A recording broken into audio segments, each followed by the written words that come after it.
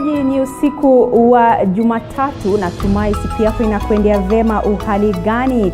Hujambo na karibu kwenye taarifa za upeo wa TV47. Mtazamaji, tumekuandalia taarifa chungu nzima zikiwemo za spoti na za kimataifa, lakini kwanza kabisa tupate yaliyomo. Wagonjwa waendelea kuhangaika katika hospitali za umma kutokana na mgomo wa wauguzi na maafisa wa kliniki. Tutakupa taswira kamili katika hospitali ya Kiambu. Niko na ugonjwa wa roho, niko na kidonda, niko na mambo mingi inahitajika. Zingine mingi 90% zimesimama. Matayarisho ya uchaguzi mdogo wa Msambweni yakamilika, uchaguzi ukitarajiwa kufanyika kesho. Na kumeripotiwa ongezeko la visa vya dhulma za kijinsia mwaka huu nchini. Naam, karibu sana mtazamaji. Shukrani za dhati kwa kuchagua kutazama taarifa za upeo wa TV47. Kumbuka una fursa ya kuweza kuchangia kwenye taarifa hizi kwenye 22047 na kwenye mtandao wetu wa Facebook ni TV47 Kenya. Mtazamaji, wagonjwa waliofika katika hospitali ya Kiambu walilazimika kuvumilia maumivu yao kutokana na ukosefu wa huduma. Hii ni kutokana na mgomo unaoendelea kwa maafisa wa kliniki na wauguzi kote nchini. Sharon Baranga na kina cha taarifa hiyo. Huku mgomo wa maafisa wa kliniki na wauguzi ukiingia siku ya 8, maafisa hao walifanya maandamano katika maeneo kadhaa nchini.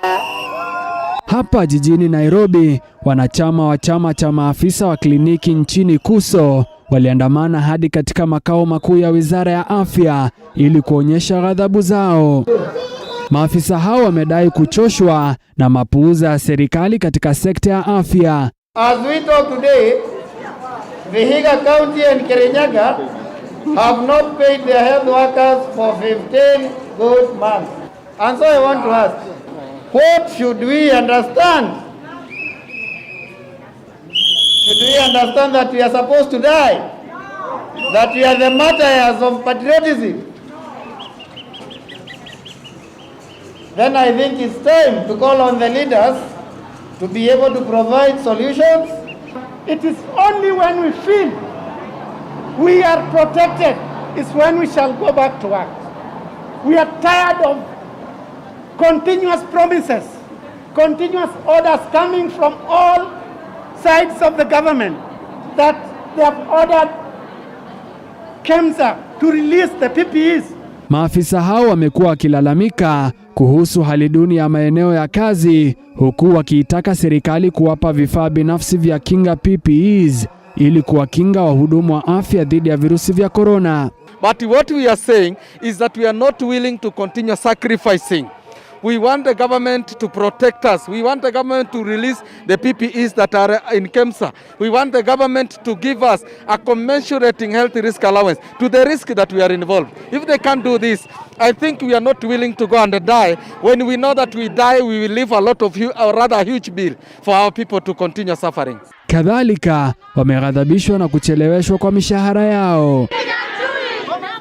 Katika kaunti ya Nakuru, wameapa kutofika kazini hadi matakwa yao yatakapotimizwa, huku wakiitaka serikali ya kaunti ya Nakuru kulipa mishahara ya wahudumu wa afya walioajiriwa chini ya mfumo wa huduma ya afya kwa wote UHC.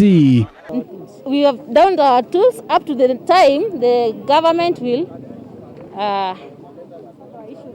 sort our issues, our grievances.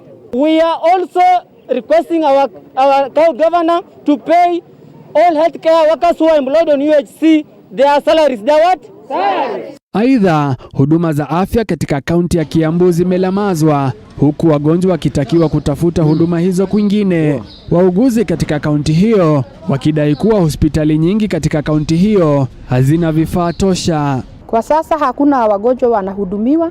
Wagonjwa wenye walikuwa wamelazwa kwa mawodi zetu tumewaambia waende kwa huduma mahali kwingine, kwa sababu sisi kama wauguzi hatuko.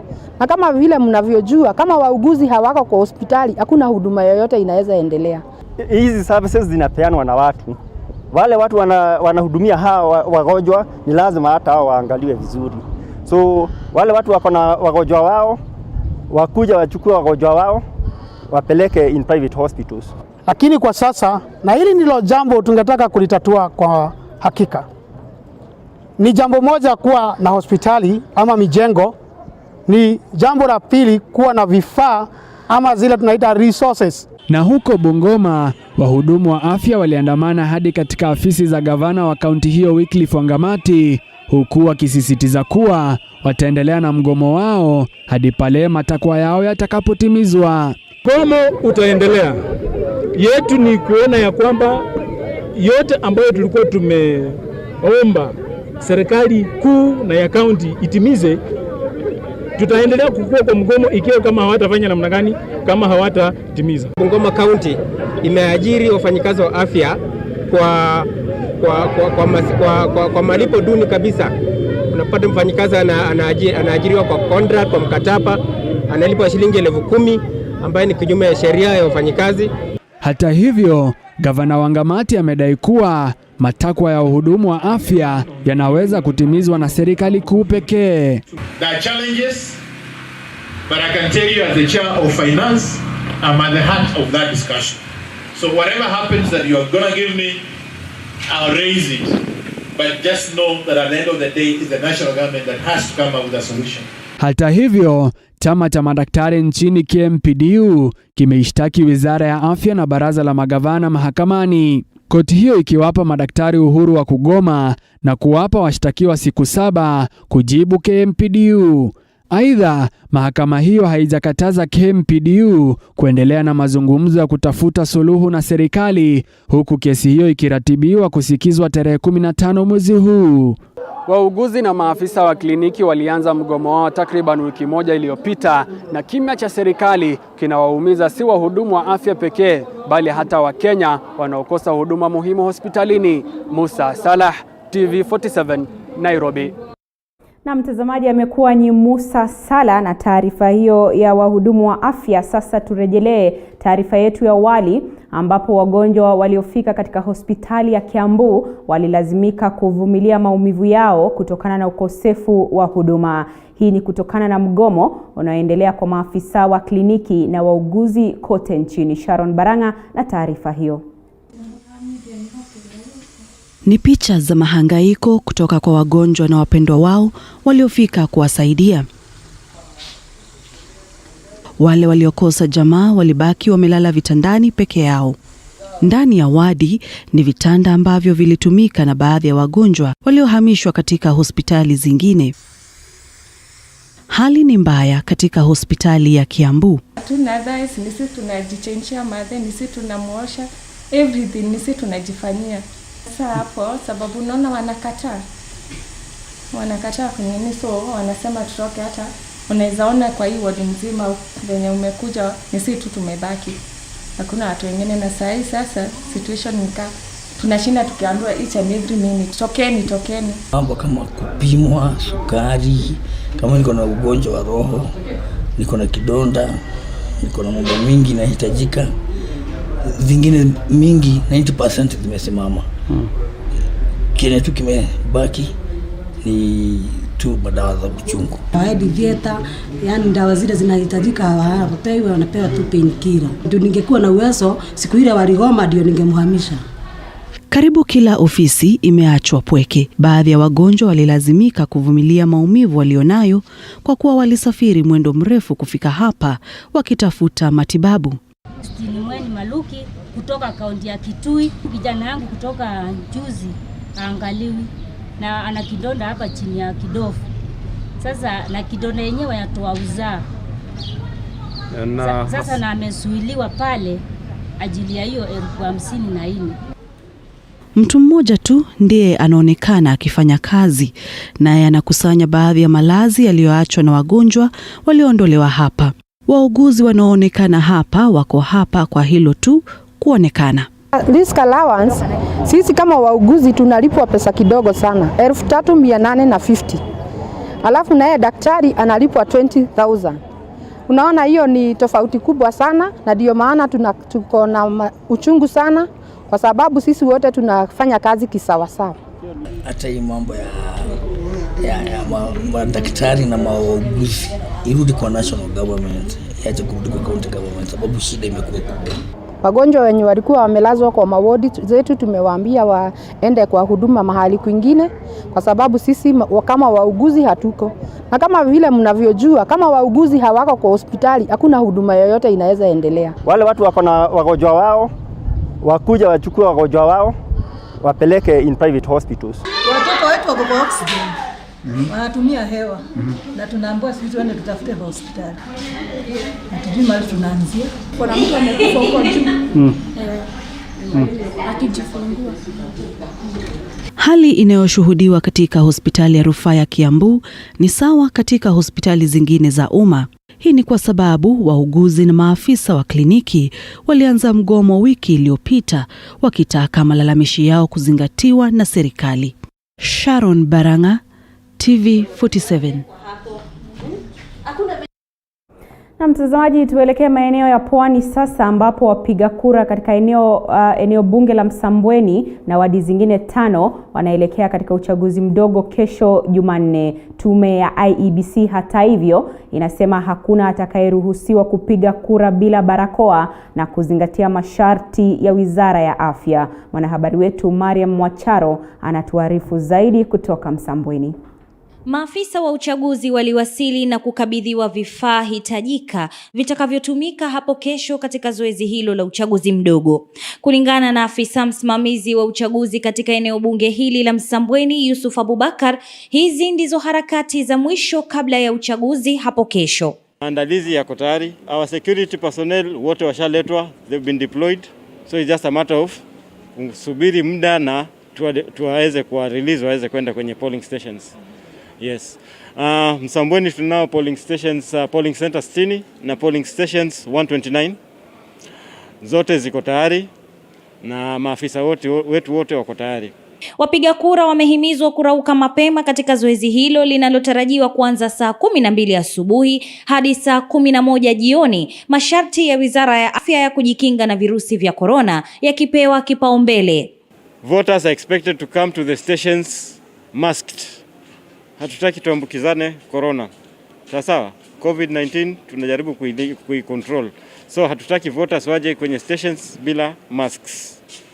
Tutakuwa na clerk ambaye atashughulika na swala la watu kuhakikisha kwamba watu wamenawa mikono. Tutakuwa na sanitizers in all our polling stations. The polling stations have also been fumigated. Tukienda kule, all stations have been fumigated na tuko tayari kuweza kupokea wapiga kura kuanzia saa 12 hapo kesho. Kiti cha ubunge cha Msambweni kiliachwa wazi baada ya kufariki kwa aliyekuwa mbunge wa eneo hilo Suleiman Dori. Baada ya matayarisho mengi, siku tayari imewadia. Hapo kesho eneo bunge la Msambweni litaweza kumchagua mbunge wake na tutamjua pindi tu baada ya uchaguzi kuisha. Mariam Mwacharo, Runinga TV47, kaunti ya Kwale. Asante sana Mariam Mwacharo kwa taarifa hiyo. Kwingineko kwa mtazamaji, zaidi ya visa 3100 vya dhulma za kijinsia vimeripotiwa kati ya mwezi wa Machi na Novemba. Kutokana na ongezeko hili, nyumba za usalama zinazokusudiwa kuwasaidia walionusuriwa kutoka kwa aina mbalimbali za dhulma zina upungufu mno. Nano Cloren na taarifa hiyo. Huku visa visivyopungua 3153 vya dhuluma za kijinsia vikiripotiwa kati ya mwezi wa Machi na Novemba mwaka huu. Kati ya visa hivi, dhuluma za ngono zimefikia 74%, za kimwili 18% na za kisaikolojia 3%. Tayari nyumba za usalama za manusuru wa dhuluma hizi zimejaa na kusababisha upungufu wa vituo hivi katika kaunti ya Nairobi na hata kaunti zingine. People need these safe spaces, but they are so inadequate. Actually, there are very few. In Nairobi, there are very few. Even you can, I don't know, if the one that in Makueni has only 14 beds. You can imagine a whole county with a safe house that has only 14 beds. That is actually ridiculous.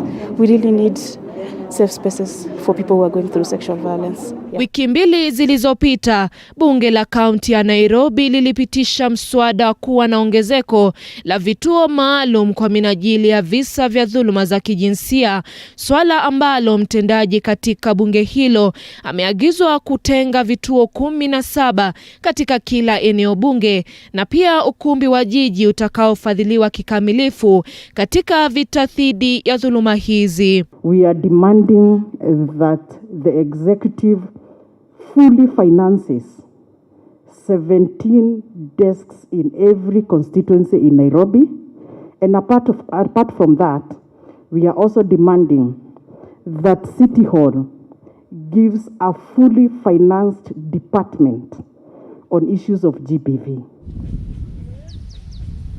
Hata hivyo, changamoto kuu la kupata suluhisho la visa hivi na kuwachukulia hatua wahusika wa dhuluma hizi ni kukusanywa kwa ushahidi kutoka kwa walionusurika, hatua ambayo ni muhimu kesi inapowasilishwa mbele ya mahakama. It is a challenge when it comes to perpetrators, because if there is no evidence, if the case goes to court, courts work with evidence. So that's why we need a lot of sensitization. If the case has enough evidence and we are able to work with the judiciary, the prosecutor, the police, and even the doctors who do the P3, the PRC forms, then we'll be able now to be able to push even for them to get justice. Hatari hii ya dhuluma za kijinsia, iwe ya kimwili, ngono au hata kisaikolojia, bado inahatarisha maisha ya wengi walionusurika wakiwa wa umri wa kati ya miaka 19 hadi 35. Hata kufika. Nanok Lauren, TV47. Mtazamaji, tukizidi kuangazia masuala ya dhulma, ni kwamba wanawake kwenye spoti wanaitaka serikali na wadau wengine kubuni sheria kabambe za kuwalinda wanawake na kusitisha dhulma za kijinsia, haswa ngono za kulazimishwa dhidi ya wanawake walioko kwenye spoti. Wanasema idadi kubwa ya wanawake waathiriwa kwenye spoti hawajitokezi kuripoti wanaume husika kwa sababu ya hofu, kama anavyoarifu Calvin Chitwa. Charity Wangoma, mwakilishi wa wanawake na vijana wanaocheza soka kaskazini mwa bonde la Ufa, alisema visa vya dhulma za kijinsia dhidi ya wanawake kwenye spoti ni vya kutatanisha. There's a lot of outcry in public. A woman referee cannot be given a match to officiate unless she offers certain favors to the appointing authority. The same to women coaches. You cannot be appointed to coach a good team unless there are some favors that you're giving. And even just within the club levels, you realize that a good player can sit on the bench while a lousy player is allowed to play just because the good player is not doing what the coach is telling him to do. So this is a very good forum for us today to come out and say no to this. Meneja wa kitengo cha masuala ya dhulma za kijinsia katika hospitali ya Nairobi Hospital amesema hali hiyo inahitaji uhamasisho wa dharura. PLC in a year we treat about 4,000 survivors of GBV. 90% of those are women and girls. So that tells you then we have a good reason as to why we should engage the youth in creating safe spaces within our communities. Wakizungumza mjini Eldoret wakati wa fainali ya michuano ya soka iliyonuiwa kuhamasisha vijana kuepukana na dhulma za kijinsia, walisema dhulma hizo zinaathiri afya na kuzuia maendeleo.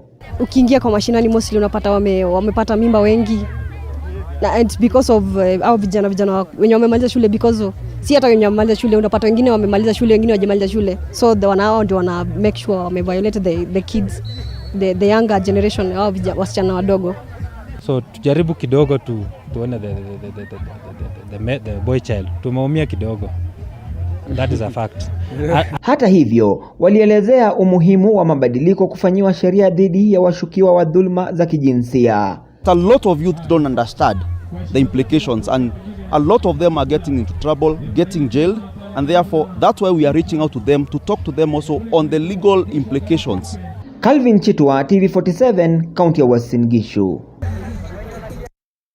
Mtazamaji, kutoka Uasin Gishu tunapunga unyunyu kidogo kwenye mtandao. Naona jumbe zenu zinazidi kuingia tena kwa kasi. Kevin Gitau anasema watching from Don Bosco. Mwingine ni Eunice Adhiambo kutoka Kisumu Dala, na muona Robert Waime, Shunza Gitali, na muona Munyiri Waya. Mtazamaji, zidi kusema nasi kwenye 22047 kwenye mtandao wetu wa Facebook ni TV47 Kenya, Twitter ni @TV47KE, na vile vile utanipata @Kilemi_Andrin. Usiende mbali.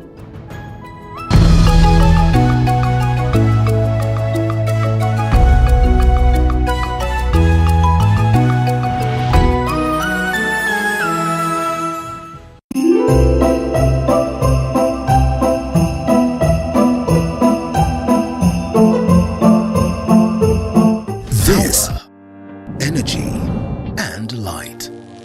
The mix that is the heartbeat of the economy.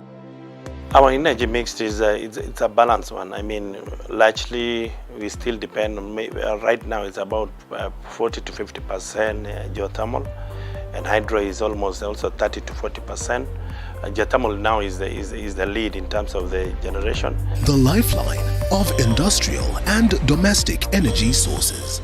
Without energy, I mean, no activity can take place. For more on your power needs and queries, TV47, in partnership with the Ministry of Energy, brings you a highly informative Energy Week, where you'll interact with the people generating, distributing, and pricing your electricity. How cheap do you want it cheap? Because also the generation is expensive. We have to buy. KPLC has to buy. So, I mean, that's why the demand is still there. I mean, the demand is going up. Power, energy, and light.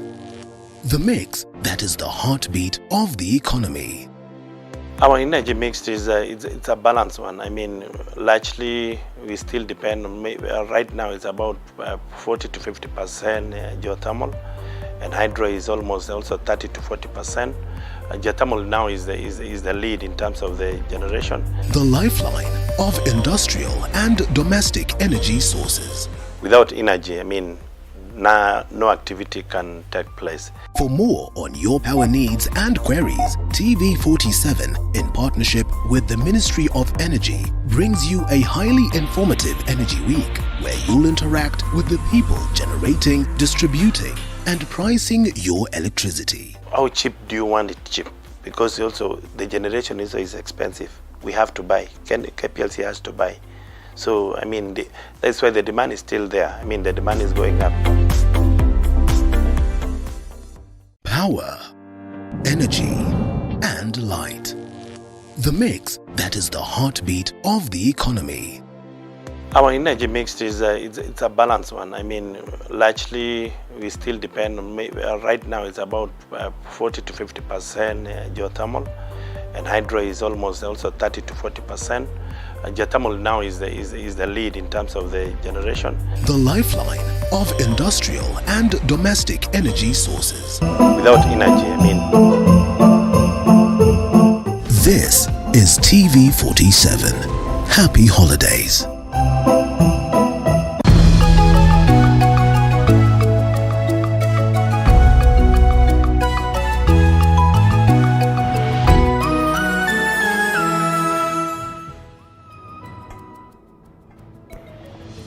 Na mtazamaji, karibu tena. Shukrani za dhati kwa kuzidi kufuatilia taarifa hizi.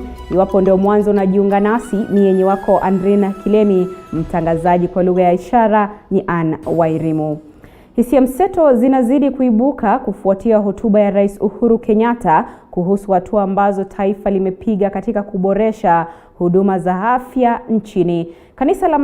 Kanisa na mashirika ya kijamii yamemkosoa kwa kuangazia ubora wa miundombinu ya afya badala ya hali ya wafanyakazi ambao wanataabika na wauguzi wanaoshiriki mgomo kote nchini. Mulindi Keri na taarifa hiyo.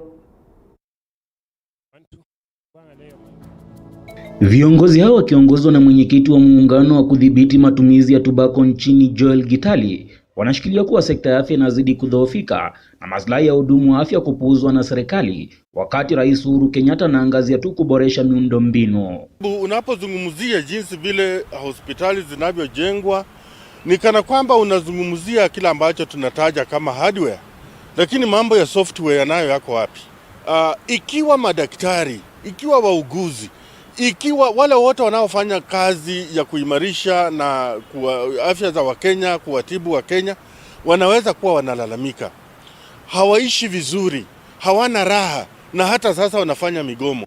Kauli ya Gitali imetiliwa mkazo na kanisa kupitia uongozi wa kanisa la Jeshi la Wokovu ukanda wa magharibi ya Kenya.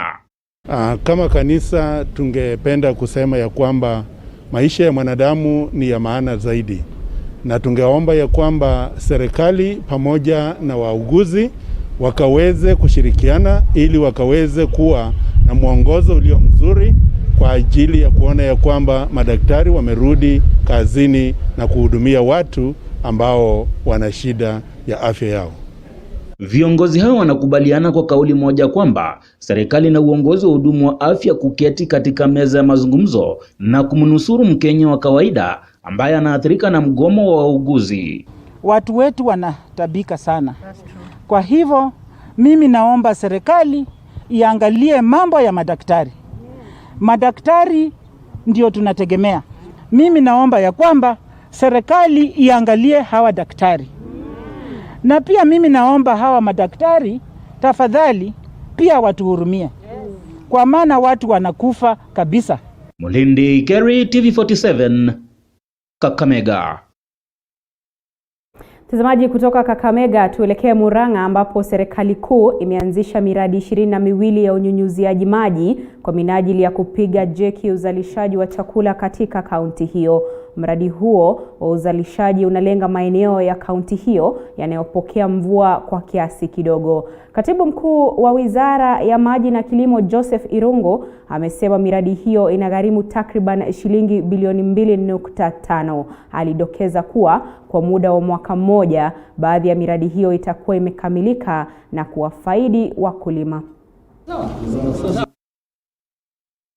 The agenda of the Ministry of Water, Sanitation and Irrigation is to change the landscape of Murang'a in the terms of water. You know, the talk in Murang'a has been that Murang'a has left behind. So we are not only getting them domestic water, we are also getting them water for irrigation. Irrigation is a very good area for Murang'a to get into, because this area is flat, and once we get water, you can see the kind of crops that we have even on this farm. My call is to secure the people, to sensitize the people so that they do not vandalize the infrastructure, because if you remove a pipe break from now here, the water will not be able to reticulate to the rest of the rest of the places. Na mtazamaji, tukisonga mbele ni kwamba Kenya na Somalia wanatarajiwa kuimarisha uhusiano baina yao baada ya rais wa Somalia Musa Bihi Abdi kuzuru ikulu ya Nairobi leo na kufanya mazungumzo na Rais Uhuru Kenyatta.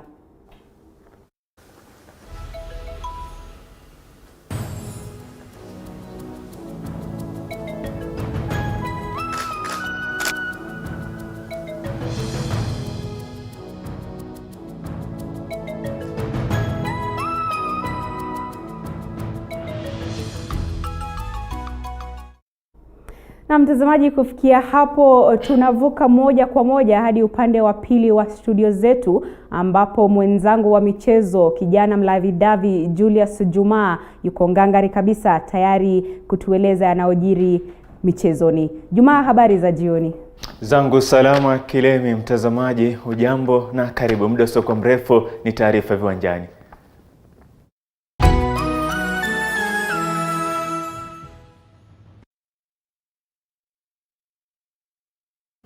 Matumaini yangu mwanamichezo kwamba umeshinda salama. Hujambo na karibu. Mimi ni mwanaspoti Julius Juma. Kocha Thomas Trucha hajatia mkataba na klabu yoyote licha ya kujiuzulu kutoka klabu FC Leopards wiki mbili zilizopita. Akizungumza katika kipindi cha Cheche Nyanjani hapa katika runinga ya TV47 mapema hii leo, wakala wa kocha huyo Prince Kofi Chanis amefichua kuwa kocha huyo angali kutia wino na klabu yoyote, japo amethibitisha mteja wake kuwa na makubaliano na klabu ya FC Penang kutoka taifa la Malaysia. Trucha alijiuzulu wiki mbili zilizopita kwa madai ya wakala wake kutishiwa maisha na watu wanaodaiwa kuwa mashabiki wa klabu ya FC Leopards. Coach didn't resign on Thursday, as it happened on social media that the AFC Leopards has parted ways with Thomas Trucha on Thursday after we had a press conference. Coach terminated the contract on Monday. You understand my point? Yeah. And then, as it was rightly said, we terminated everything based on my safety. Is a factor, but a lot of things led to that, and my safety was the main thing that made us okay. It's okay, I think we can part ways. But we have to be very straight. A lot of things that they wrote about me were not true. So yes, a club in Malaysia spoke about coach here and there, but let's get the facts right. Nobody has seen a contract that coach has signed. It's rumor. Rumor without fact. It's not real. Vijana eneo la Kerio Valley wamekumbatia michezo kama njia mojawapo ya kuimarisha amani na utangamano baina ya jamii za eneo hilo. Kwa miezi miwili sasa, vijana hao wameshiriki michezo ya soka na volleyball kwa udhamini wa mamlaka ukuaji wa eneo la Kerio KVDA. Sami Naporozi ni meneja mkurugenzi wa mamlaka hiyo.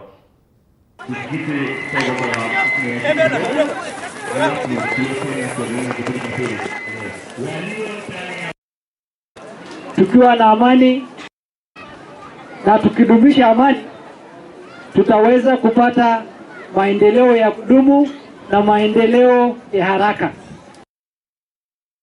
Makala ya 3 ya mbio za Eldoret Marathon yataandaliwa Aprili 11 mwaka ujao baada ya makala ya mwaka huu kufutiliwa mbali kutokana na athari za janga la corona. Hata hivyo, waandalizi walitumia fursa hiyo kupanda miti ili kutunza misitu na mazingira eneo hilo. Mbio za Eldoret City Marathon ziliasisiwa mwaka 2018 na mwanariadha mstaafu Moses Kiptanui. Is that this marathon should be discussed with its theme of environmental conservation. We want among all the marathons in the world to be associated with championing environmental conservation. That is what should come out. I want it to be bigger than us who are here, because if we take a little more time, we should actually grow this marathon, make it bigger and make it sustainable. You know, we have to make it sustainable by itself. We are lucky that Uasin Gishu County government have been putting a lot of money into this marathon, but we want our sponsors now to come in big. Let's grow this marathon and make it sustainable. Whether we have a different government or which other government, the marathon should be bigger than all of us.